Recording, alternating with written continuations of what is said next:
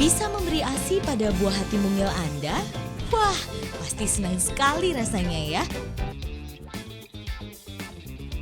Kamu ternyata di sini ya, Iya, sama nih. Sam nih. Salam dulu dong. Kamu pasti malu deh. Oh, lagi asik main bola yang nggak bisa diganggu, biasa anak kecil ya. Apa kabar? Kumaha damang nih? Baik, lagi main-main. Lagi jawab apa yang baik ya, main sama Keringetan anak-anak. lu ternyata main sama anak. Pastinya.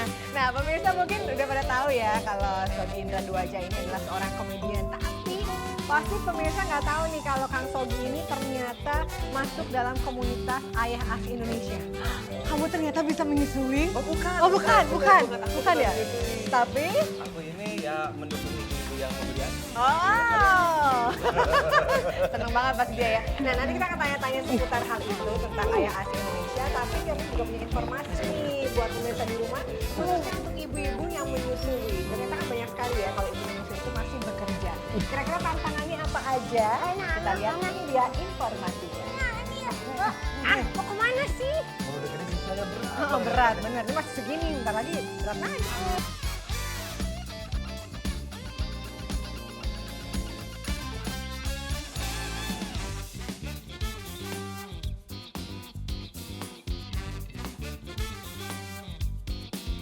Bisa memberi ASI pada buah hati mungil Anda?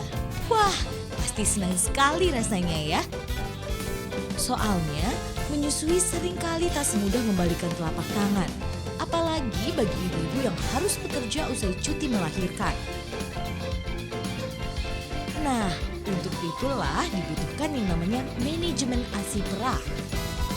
Ya, kaum ibu pekerja memang harus pandai-pandai mengatur waktu agar bisa memerah ASINya di sela-sela pekerjaan. Seperti yang dilakukan Ira Rosa. Kini isi kulkasnya penuh dengan botol dan plastik berisi ASI perah. Ira bahkan mampu mendonorkan sebagian ASINya. Sayangnya banyak ibu muda yang langsung menciut percaya dirinya begitu melihat stok ASI melimpah seperti ini. Padahal setiap ibu bisa loh. Kalau untuk ibu bekerja sebaiknya karena prinsipnya ASI itu adalah base-nya supply and demand, jadi semakin sering dikeluarkan akan semakin banyak produksinya, jadi diusahakan sesering mungkin 2 atau 3 jam sekali kalau bisa memerah di kantor. Dan begitu sampai rumah ketemu anaknya, kalau memang ada waktu luang di rumah mungkin bisa menyiapkan tabungan yang lebih untuk si anaknya.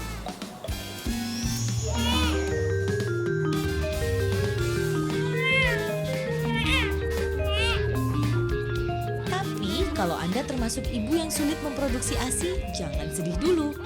Jangan pula langsung memutuskan memberikan susu formula. Beberapa rumah sakit sekarang sudah punya klinik khusus loh.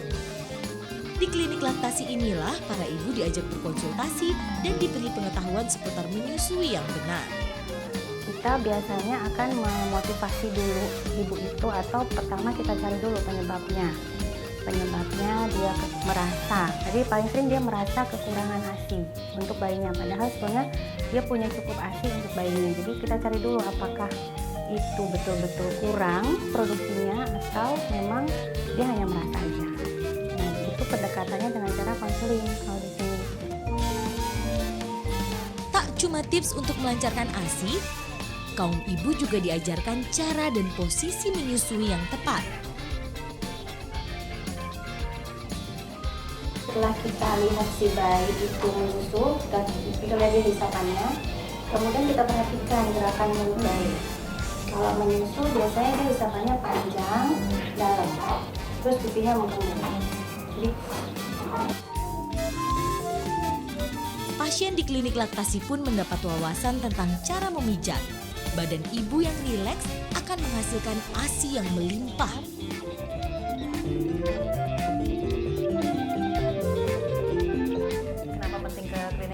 Karena biasanya ibu-ibu yang malas nyusuin itu karena pengetahuannya kurang, jadi puting lecet, malas udah kasih sufor aja, terus ASI nggak keluar, malas udah kasih sufor aja. Nah, klinik laktasi itu ngebantu gimana caranya supaya itu tadi menghindari puting lecet, terus ASI lancar, terus babynya nyaman, ibunya nyaman, jadi bisa ASI full sampai 2 tahun.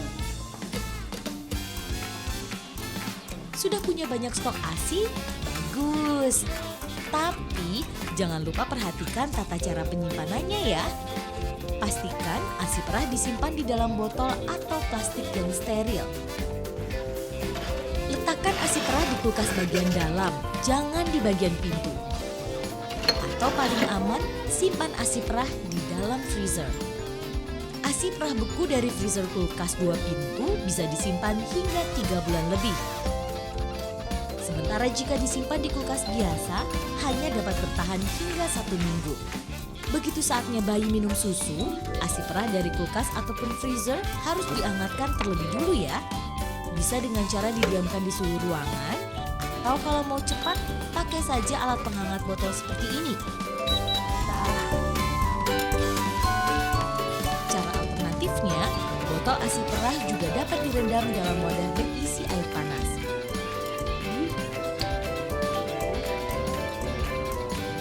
Tapi jangan sekali-sekali merebus botol ASI perah di dalam kompor, apalagi memasukkannya ke dalam microwave ya. Nah, kalau sudah tahu caranya, jangan berhenti berjuang ya Bunda. Tetap berikan ASI eksklusif kepada si kecil, minimal hingga mereka berusia 6 bulan. Tapi aku bener nih penasaran nih Kang Sogi.